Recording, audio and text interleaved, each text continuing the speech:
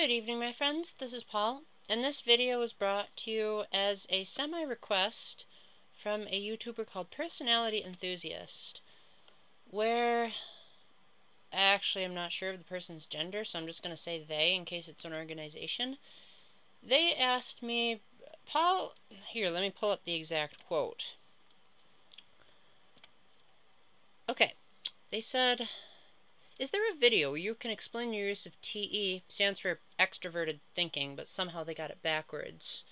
Namely how TE is concerned with efficiency and is top-down thinking versus bottom-up TI, which stands for Introverted Thinking.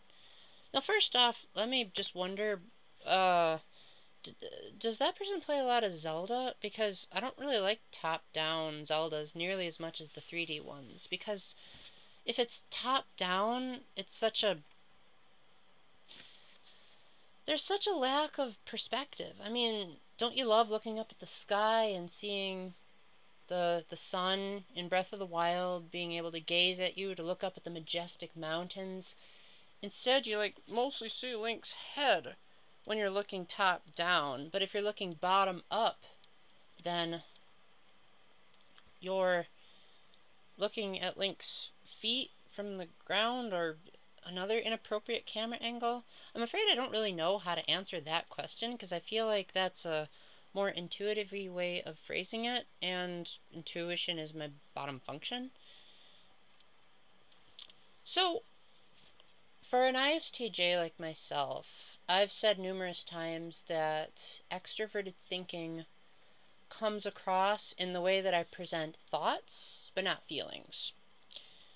Usually when I try to express my feelings, they're either underexpressed or they kind of just get pushed in the background, whereas with my thoughts, not only do I have to talk them out, but I do so even if people try to tell me not to.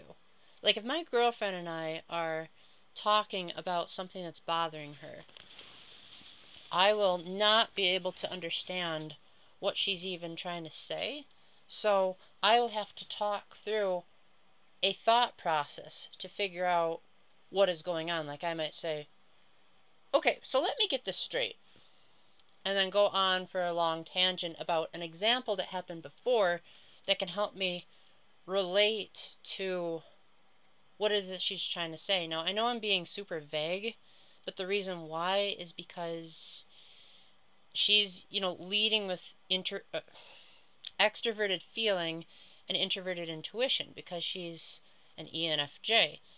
Now, for the ISTJ, those functions are at the very, very, very bottom of our 8-function stack. So much so that it's almost in our subconscious, like the usage of this extroverted feeliesy stuff. Well, I'm not gonna lie, I can see where someone would come from saying, you know what, Paul, I could see you as potentially being an extroverted feeler, at least a secondary one, because you're certainly not a dominant. And I'm guessing that they're probably noticing that I can show consideration for people, I guess. But the thing about introverted feeling is the fact that there's often way more to us than meets the eye. And it's hard for me to envision myself as a secondary extroverted feeler when a lot of the times I'll get comments like, Paul, do you have any idea how insensitive you just were? And I'll be like, no, why? Did I say something wrong? I was just joking there. I didn't mean any harm by it. And then there will also be other times where I'll get my feelings hurt, but I'll just stare back at the person and won't make a huge fuss about it. Now, I'm not going to pretend that I'm totally emotionless because I do have chest pains at times, and sometimes they can be triggered by something that I'm feeling, but I'm trying to hide it. Also, it's not very easy for me to pick up on how someone is feeling unless I've experienced it in the past. Now, I know that's referring back to dominant introverted sensing, but hey, it's my go-to function. What else am I supposed to compare it to? Let me try to give you an example here. So, say a person comes up to me and they say, "Hey, Paul, so I'm really having trouble with my SAT. Do you think you could give me a hand?" I'll be like, "SAT? What the heck is an SAT? I never went to college, so I don't know what the heck you're talking about." And then they might, like, if I ask them to hang out a lot, and then I'll be like, "Hey, you want to hang out?"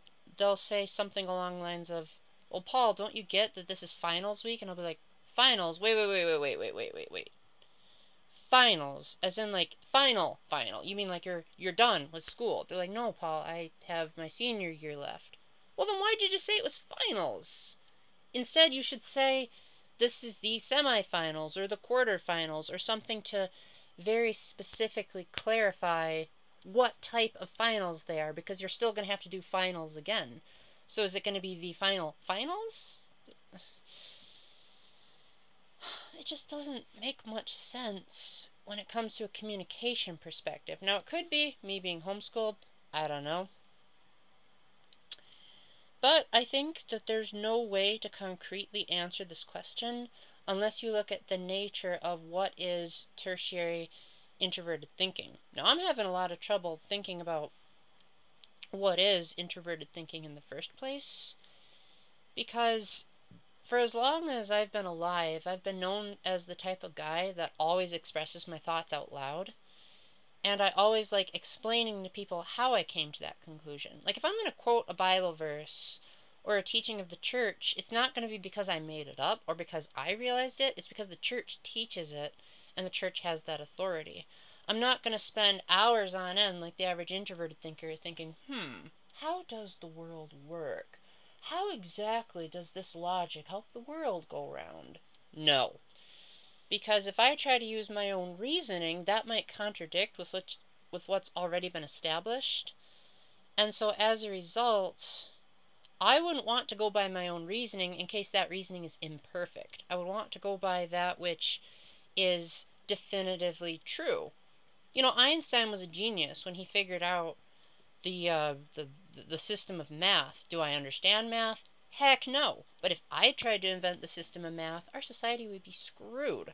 So I say, okay, Einstein clearly has the brain power to be able to create an efficient system for calculating numbers.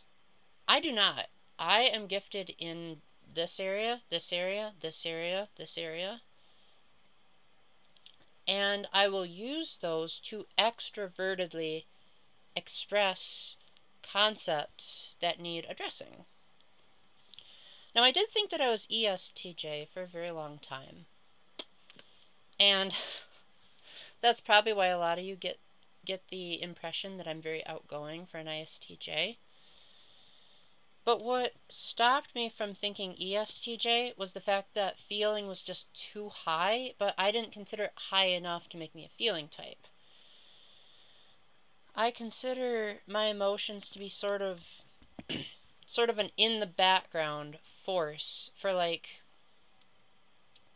not being as rude as an ESTJ typically is, and also to, like, stop and objectively see the situation before making a snap judgment. I like to play a video game all the way through before I make a concrete, like, this is what the game is like.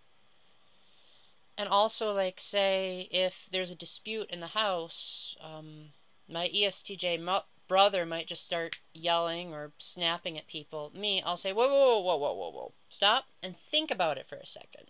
Because you didn't notice that this person was sick, or that it's dark and so people couldn't see properly. You know, I notice all the little details, whereas a dominant extroverted thinker would probably just want enforcement first before thinking. And I'm always the type of person that you might have noticed me go like that, which some people have said that makes me seem like an introverted intuitive. But in my defense, I also have a lot of hard time with abstract concepts and thinking. One of my least favorite movies ever made was The Tree of Life, which is ironic, considering that it's a recommendation by the Vatican. But it's so hard to understand. Like, okay, so they say that it's a metaphor of the book of Job. But how does that movie have anything to do with human suffering? I mean, the movie starts out with this guy looking at a bunch of architectural buildings, and then it like turns into dinosaurs.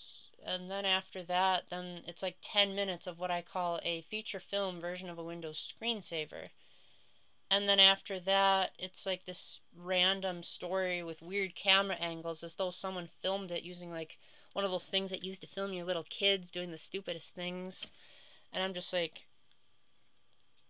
boring.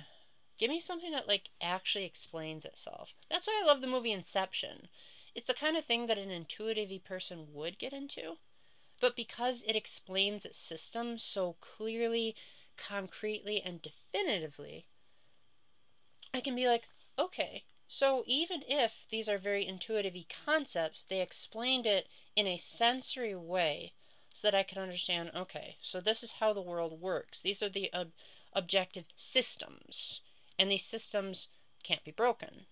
And I think that's the best way to describe extroverted thinkers, is they think about the system. They don't think about their own system. And if they do, they're likely going to compare it against the standard. So oftentimes, like if I have this opinion about how things should work, let me give you an example. So let's say that Autumn and I, my girlfriend, wanted to progress to a certain form of intimacy. Like, just to give a wild example, let's say that we wanted to say, does the Catholic Church approve of kissing on the neck, even if it's not with the intent of sexual reproductive organs being activated? Instead of me saying, well, I don't really see the problem in it. I mean, it's not like it's going to kill us. It's not like we're trying to have a baby. Instead, I would say, okay, well, let's look up Catholic answers. Let's Google the answers and let's figure out what the church definitively teaches. But I don't always like what the church teaches, but that doesn't mean I'm going to turn it down because, as I said in my ISFJ, the literal feeler video, or something like that, there are certain truths in the universe that can't be denied. You fall on the ground, you're going to get yourself hurt. Like, there's no ifs, ands, or buts about that. So, for example, when I go to chaperone various conferences, I have to follow this program called Protecting God's Children. It's a program that was devised by the United States Conference of Bishops or something like that. And it's all about like rules to make sure that no one gets the impression that you're like a child molester, and also to beware of watching for signs in case there is a dangerous adult that needs to be reported. And little do's and don'ts, like don't be alone with a child, make sure that you're in wide open space if you need to talk to a minor one-on-one. Don't ever touch the kid in certain ways.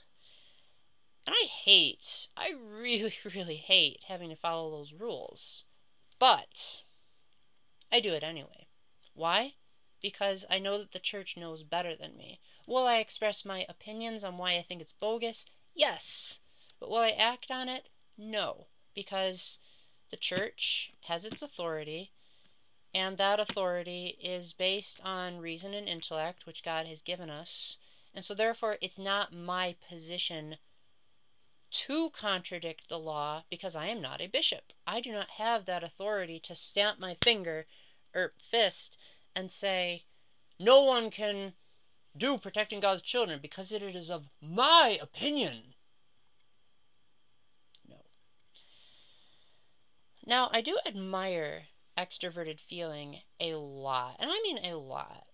Sometimes I think it goes a little bit overboard because there are times when I want to just be private and people just like pry into my emotional state. I'm just like, leave me alone. I don't want to talk about this.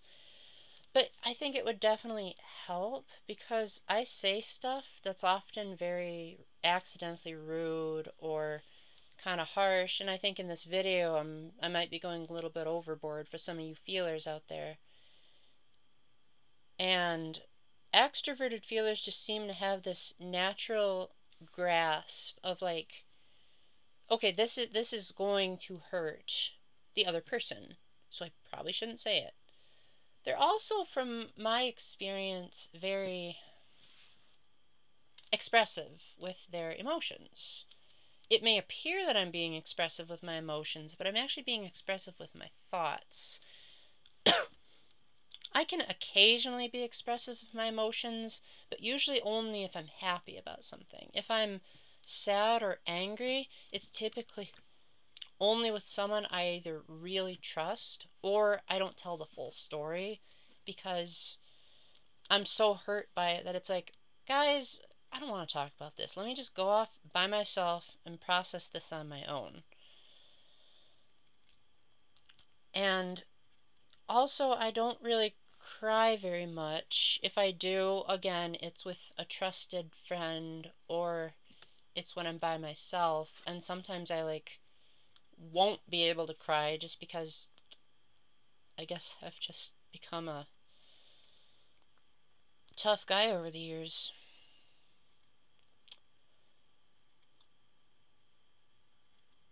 With regards to whether or not I could be ISFJ or ISTJ, it all really boils down to do I care more about the system or do I care more about the people? Honestly, as a Roman Catholic, that I can see how that could be a blurry topic because on one hand they say that introverted feelers are not the most caring people in the world, that typically they care more about themselves than other people. And, Jesus says, love one another as I have loved you. The greatest love is to lay down your life for a friend. That's great. That's my favorite Bible verse. But I'm not going to lie. I can be a very selfish person at times. There are so many times where I'm constantly trying to seek my own approval. I'm always my worst critic and I'm always trying to know where I actually did right. And so a lot of times I'll put myself down just as much as I put others down. I tend to have this ideal that people should be. Granted, they have free will, so they have the right to say no, but it's you really should be following this because otherwise you're screwed. To give you an example, I might say, well, it's kind of improper to just assume that we're being bad dishwashers when we're 2 coworkers short and you didn't take the time to notice that said coworkers didn't come into the building. Or if a girl might say, hey, Paul, let's roll around in the grass, I might say that's not proper. And everything is, that's not proper. Some of it may be my opinion, I admit, but a lot of it is there's a certain amount of guidelines for gentlemanly behavior, appropriate conduct. There's traffic laws. I am notoriously good at telling my friends when they have broken the law. Or I'll say oh, how dare you change lanes at an intersection? What the heck? You're supposed to stop before the stop sign, not where your bumper is this far past the stop sign. No. This far back. And I'm also not ashamed to dish out punishment if I know it's due. Now, I'm not an ESTJ, so I'm going to give people fair warning. I'm going to say okay, I need you to shape up your act. If I'm chaperoning a mission trip, I'll say, okay, lights out is 11 o'clock. If you are still making noise at 10:59 at exactly 11, I'm going to turn off the lights and you've been warned. And I give them plenty of time. If they still don't mess up, I'll just tell it like it is. I'll say, hey, I told you you could have gone to the bathroom 30 minutes ago. So if you really need to go to the bathroom, I'm going to escort you. Make sure you don't get into mischief. I don't care how embarrassing it is. You didn't heed my warning. Because that's what it says in the rules, and oftentimes I don't question the rules because I know that whoever wrote them knew what they were doing more than I did. In fact, I've even had the people on the staff of events that I've chaperoned say, goodness, Paul, don't you ever realize that there are exceptions and loopholes and changes that have to be made to adapt to the circumstance? And I'm like, no, the rule books never said that there was room for an exception. And it just baffles the mind of like the extroverted feelers, because my friend Kara, she's an INFJ, sometimes like the rules are meant to be broken and she'll say like, oh well, this is just a loose guideline, and I'll be like, no no no no no, it's not a loose guideline, it's only a guideline if the rules make an exception. Like in the rubrics, if it says kneeling can sometimes be avoided at mass if there's not enough room for it. Otherwise, you kneel. That's just how it is. Or if you're like old and need to be in a wheelchair, you know, something like that. I don't really bend much. I don't really allow for exceptions to be made unless I'm having a really bad day. And I think that can be said about any Myers-Briggs type in general. Like, if we were all 100% exactly like our type, we'd be super boring people. And if I every so often decide that, well, maybe I suppose this rule could be broken just a little tiny bit, we're talking about the norm. What takes place on the average day. That's what Myers-Briggs is all about. Sometimes there are exceptional circumstances. Sometimes you're going to do something that's not necessarily in your function stack. But when you're a healthy Myers-Briggs individual, the function stack helps you to maximize your unique gifts as a person, but at the same time, it also highlights where you're weak. Like ISTJs, for example, not exactly known for seeing hidden meanings behind things. So it gives us that little push to say, okay, you guys really need to work on being more expressive, being more willing to show what's bothering you, what's making you happy, what's making you upset. You can't just hold it in. And for goodness sake, try some new ideas.